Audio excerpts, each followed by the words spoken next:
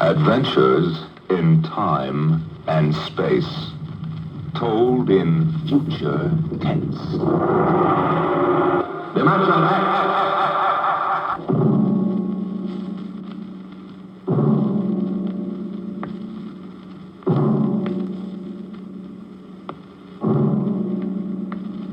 Can you predict what will come in 100 years? Or in 10? Or in the next minute? Some people think they can. Nuclear scientists, mathematicians, astronomers, biologists. They'll predict the shape of the future. Why? Because they make the future. Because they see beyond the known dimensions of time and space into the unknown. Dimension X. We go ahead now in time to 1965.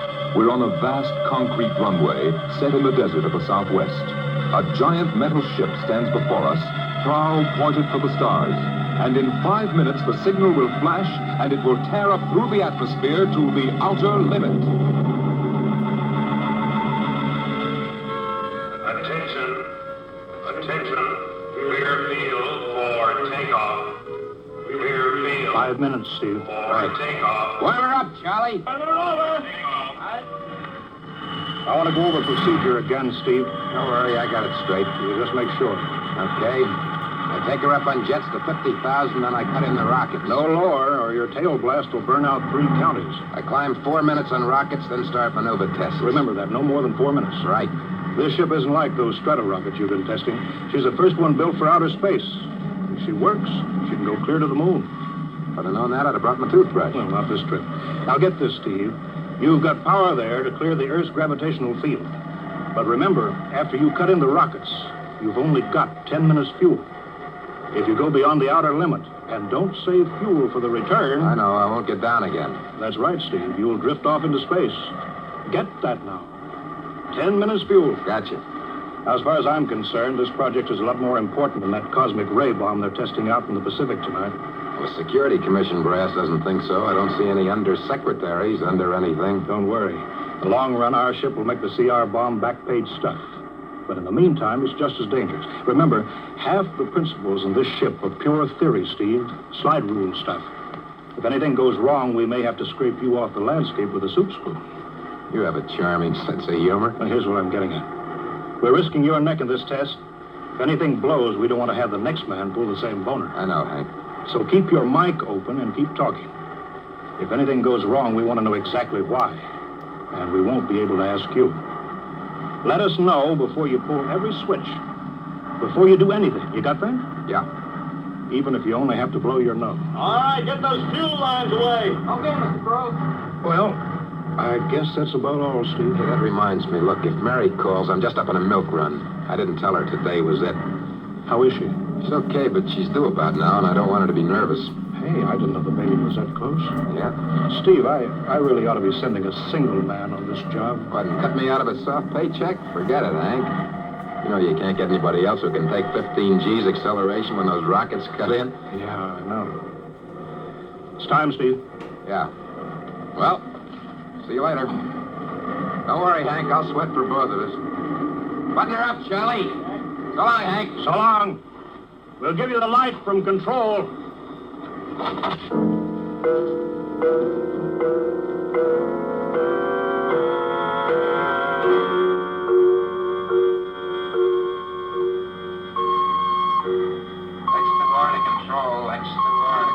Are you there yet, Hank? Okay, Steve. Got you on the speaker. I'm ready to go. Mr. Hanson. Ready on radar, Sergeant? Check. Mr. Hanson, you better see this. What is it, Elsie? Message center for Steve. Mrs. Weston just left for the hospital. What? Hello, Steve. Yeah. Stand by a minute. Shall we hold the takeoff, Mr. Hanson? What? Oh, yes. No, wait just a minute. It's too late now. You going to tell him? Maybe he's got enough to worry about. Hey, what's holding us up, Hank? Something on your mind? No, it's nothing, Steve. I just wanted to say good luck. Clear for takeoff, Charlie? Right. Okay, give him the light.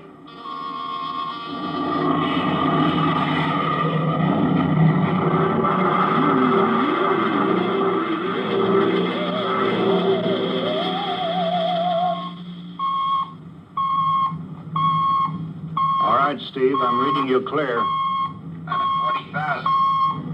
Airspeed 600. She's running fine. Soundproofing works. There's a third-degree waiver in the AGY pressure. Got that, Charlie? Check. Dead center on radar, Mr. Hanson. 50,000 now. Cutting out the port jet. Now the starboard. I'm off jets. Airspeed dropping. Opening the rocket ports. Switch sticks a little, Charlie. Oxy alcohol pressure 350. All right, now I'm advancing the ignition key. There goes rocket one.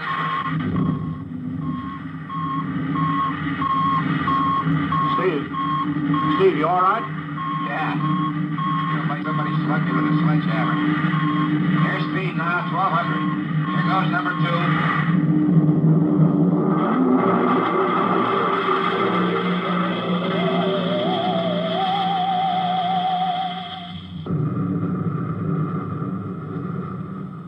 Hello, Steve. Elapsed rocket time is now 4 minutes. What's your altitude? Over to you. Speed 4,400, still climbing. Altitude 297 miles. All right, you're at the outer limit. Level off for maneuver test. You've got exactly 6 minutes fuel left. Okay. Starting a 3-degree left bank. Just a little sluggish. There, it's all right now. There's a low vibration someplace. Maybe the cockpit hatch. Now I'm straightening out. 5 minutes fuel left. Now I'm starting a 3-degree Hey, What's the matter? What's wrong? there's something up here. Something shining. What are you talking There's about? something above me, Hank. I'm going to chase it. Steve, you're at the outer limit now. I can see it plain now. Steve, don't go any higher. You've only got 4 minutes left. You've only got... Getting static. I can't hear you, Hank. It's dead ahead now. I'm going to make a pass at it. Get a good look. Hey, it's swerving to meet me. It's dead ahead now. It's dead ahead.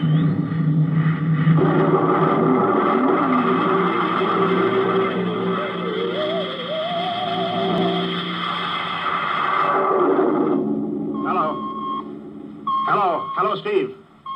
Steve, come in. 9 minutes fuel gone. Still no sign on radar. Hello, Steve. Steve, what's happened? Charlie, get out the crash squad. Tell the Army squadron to alert their search planes. Right. 9.5 minutes gone. Hello, Steve. Squadron.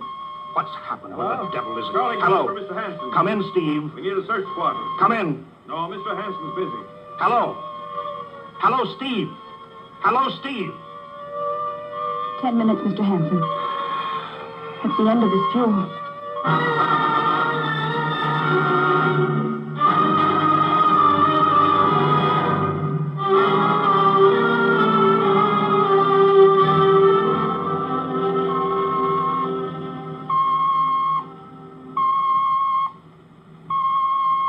How long's it been now? 10 hours, Mr. Hanson. Nothing more on radar, Sergeant? Screen's blank. Colonel Corelli called in. Search planes are back. They didn't find anything. Should be some trace. He couldn't have bailed out, could he? You don't hit the silk at 4,400 miles an hour. Either went past the outer limit, ran out of fuel. Something blew, and we'll find the pieces scattered from here to the coast. Why does it have to be the best man? Always the best man. I'll get it. Charlie, Yes, I'll take it. we've got to figure out what was wrong. All right, I'll tell him. Something must have blown. Mr. Hanson, Yeah? There's a message from Northside Hospital for Steve. Well, what is it? Mrs. Weston's fine. It's a boy. Thank you, Elsie. It's a boy, Charlie. Oh. Fine. It's a boy. He didn't even know she went to the hospital. How am I going to tell Mary that? Wasn't your fault, Mr. Hanson. Ship had to be tested. Yeah, we'll build another one, and some other flying fool will shoot past the outer limit into space. Oh, I'm getting old, Charlie. You can remember when I used to take them up myself. Now I've got to send other men. It's a job, Mr. Hanson. Now I'm afraid. Every time I hear a jet go off, I jump. Every time I have to send someone up in a new model, I start to sweat. Mr. Hanson. Yeah? I think there's something on the radar. No flights scheduled in either, Elsie? We have a whole day cleared. It's coming in behind her. Here it comes over the building. What crazy jockey is buzzing the field like that? Is that an Army plane, Charlie? I can't see. It's turning. Charlie, alert the field. I know that engine. Steve. That's impossible. Look, that's his ship. It can't be. Well, there's no other model like that. It's Steve, all right. It's coming in. Thank God. Thank God.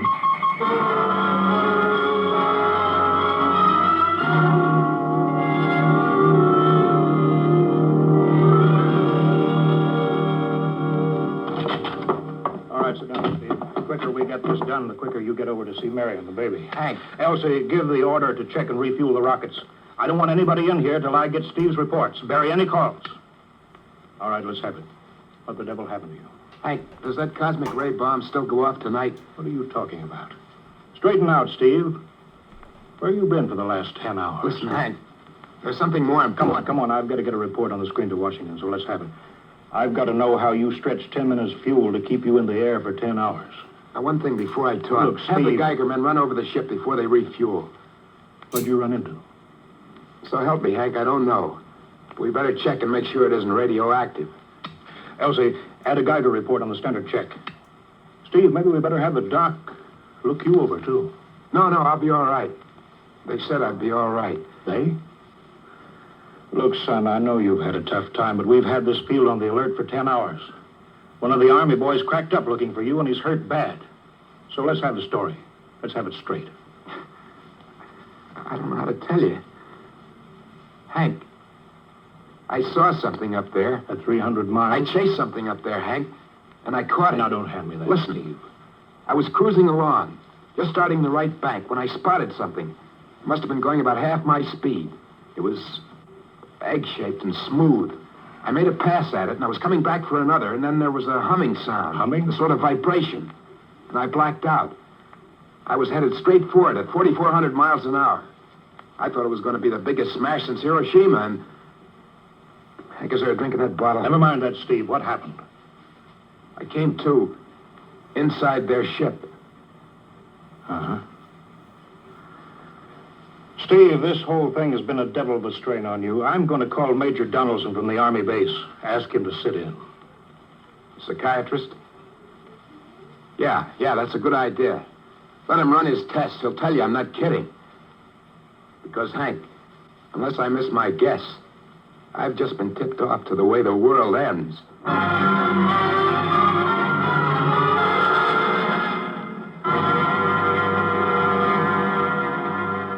All right, Mr. Weston, suppose you continue your story. Yes, let's have it, Steve. You woke up inside the ship? Yes, and the place was jammed with machinery.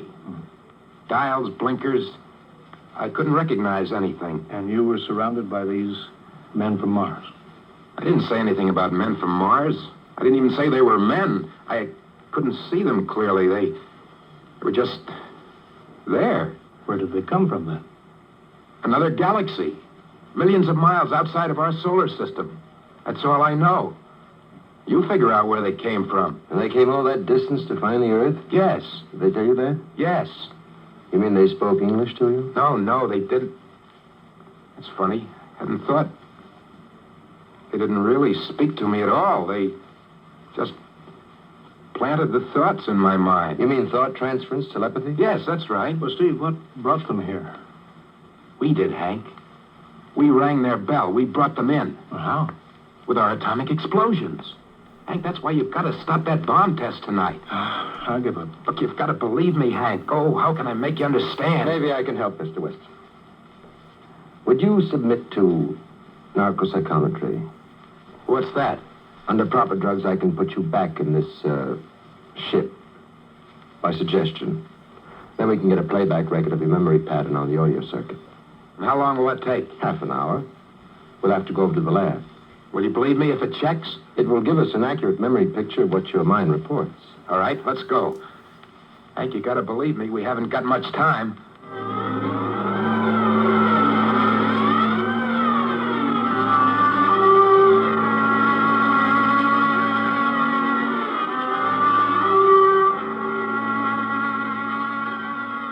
You should be getting drowsy now. Count backwards from 10. 9, 8, 7, 6, 6.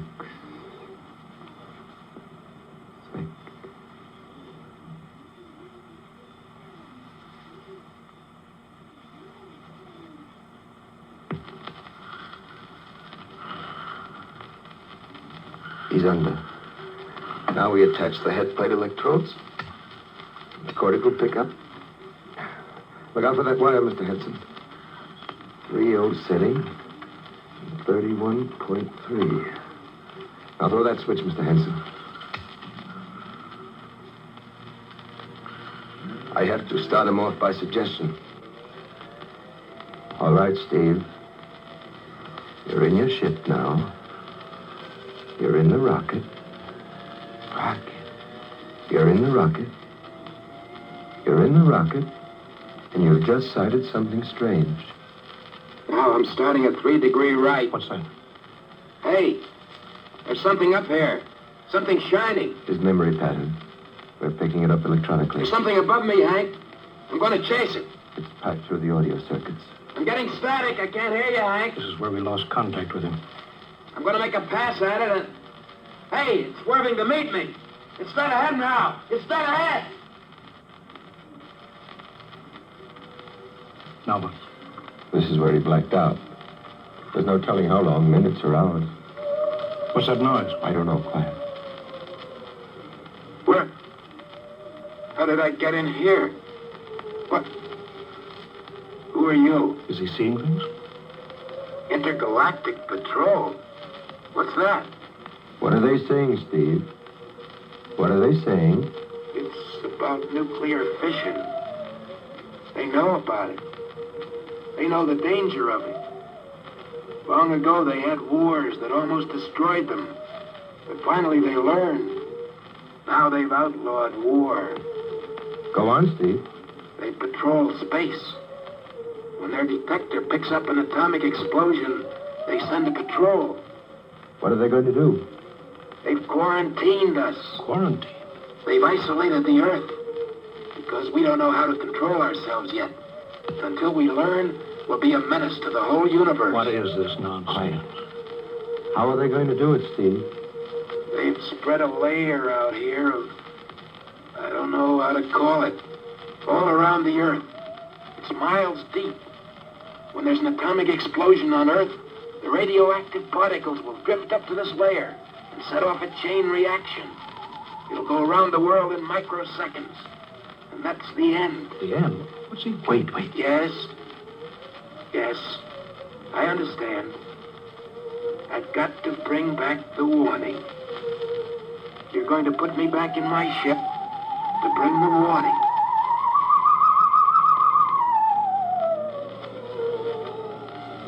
Now what? Blacked out again. I guess that's all.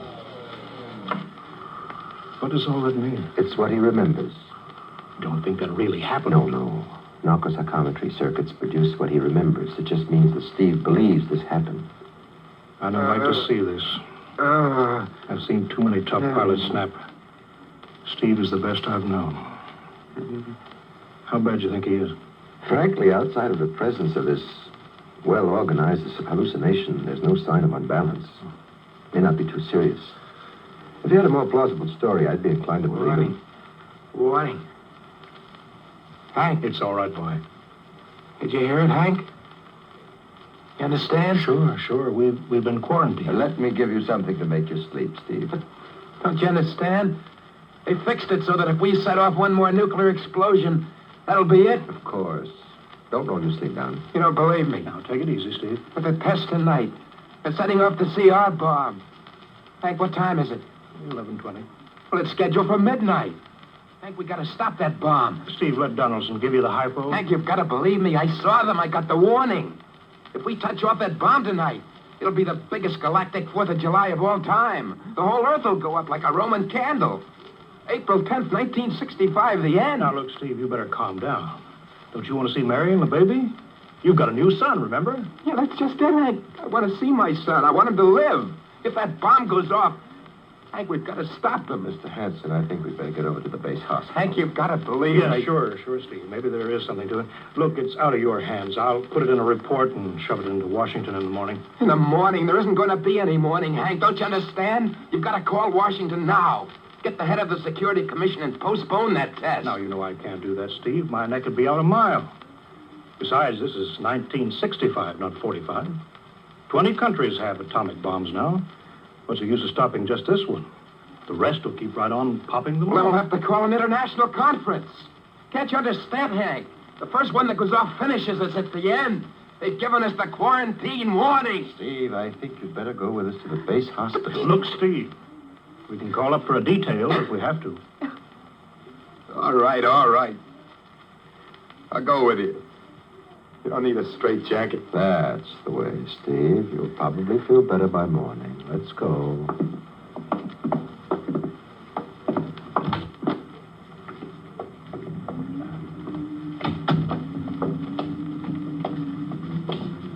Well, Steve, tomorrow I'll drive you over to the hospital to see Mary and the kid.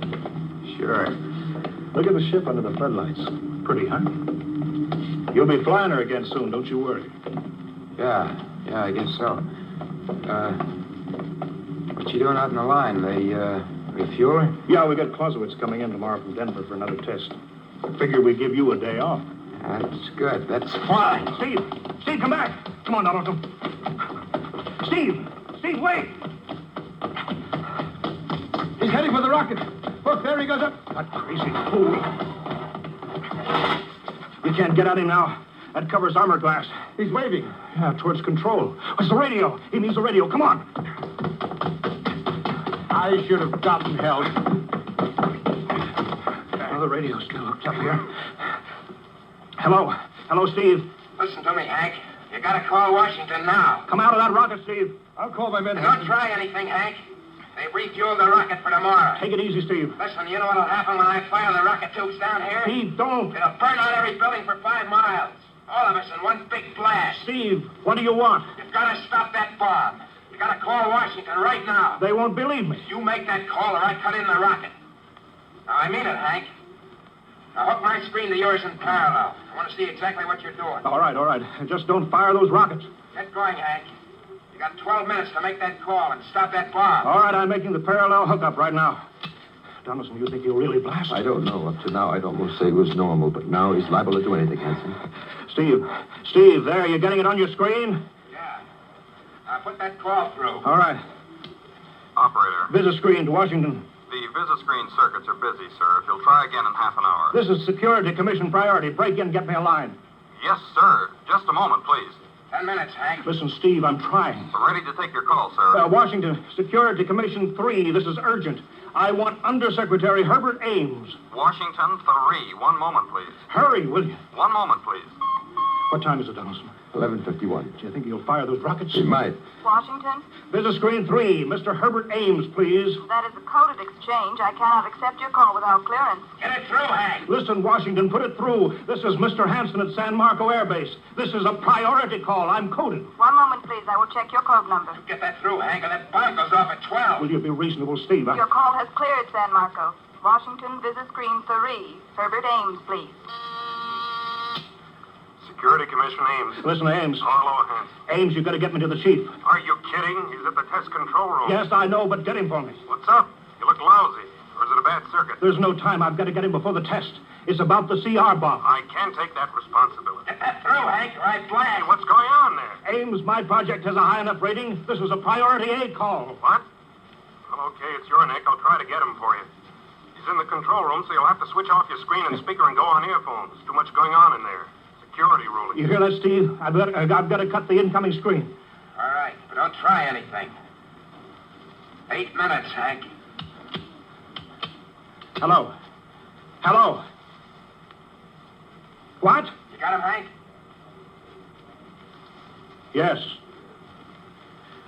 This is Hanson at San Marco. No, sir. Priority A request to cancel the bomb test. No, I'm serious. This is deadly serious. We sent the X-2 JTR up today to the outer limit. We uncovered evidence. Yes, on the automatic instruments. What's that? No possible chain reaction. No, I can't tell you the whole story. There isn't time here. Yes, I'll bring the readings into Washington in the morning. You've got to postpone the test till you see them. Look, I've worked on contracts for the commission for 10 years. Yes, I have complete confidence in my information. You can record that. All right, I'll call you back immediately. Bye. Hank? He's agreed to cancel, Steve. The bomb won't go off. All right, boy. You can come down out of that ship.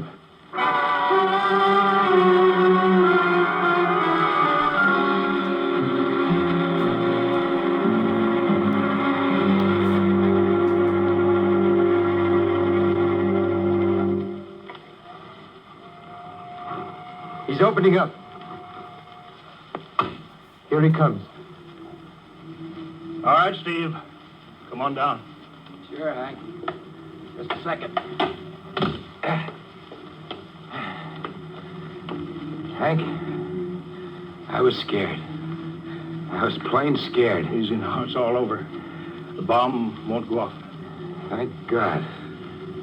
Look, I want to see Mary and the baby. Can you get me transportation now? Well, wait a minute. It's almost 12. They won't let you in the hospital now. I want to see the baby. Sure you do, but you've been under a strain. I've got a shot for you here, Steve. Give you a good night's sleep. All right. Roll up your sleeve. Yeah, here. Yeah, that'll make you sleep. Sergeant will find you a bed. Yes, sir. Come on, Mr. Weston. Okay. Good night, Hank. I'm kind of beat. It's been a tough night.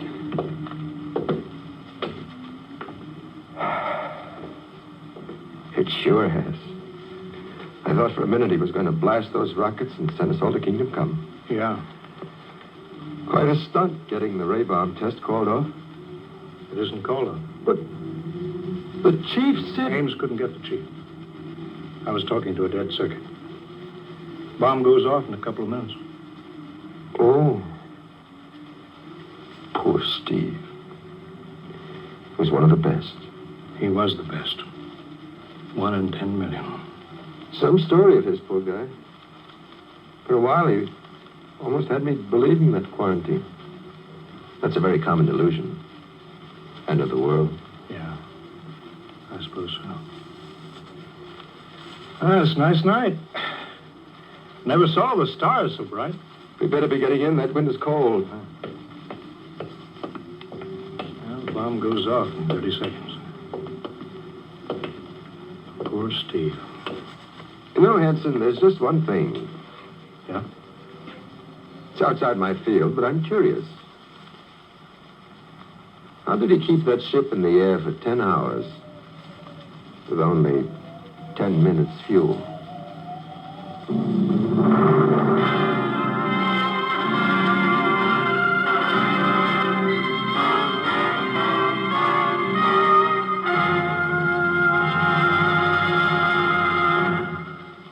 You have just heard The Outer Limits by Graham Dorr, an adventure in time, space, and the unknown dimension.